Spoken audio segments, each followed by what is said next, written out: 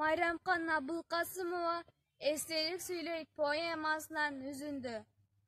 Гүл сеңселет тажыларын бийлетип, нектарында кимдир бирок кусабы, куштар неге бул тарапка тешип турат учалы.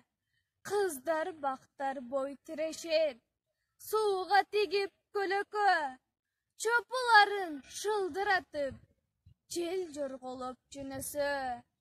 Арасында ушул бактын таштан бүткөн таштене, таштан бүткөн эстелик, турат дайым кандуу көндүн солдатындай томсоруп. Сеңселгиле бактар эй, жалгыз сурасын таштене, камыкпасын таштене. Бери учкула куштар эй, эн калбасын таштене. Бул эстелик адам болчу бир кезде, бул эстелик кыргыздарда жүргөн болчу бир кезде. Кыргынды ал ата мекендик согушта ал, kesсе да башын душман алдында.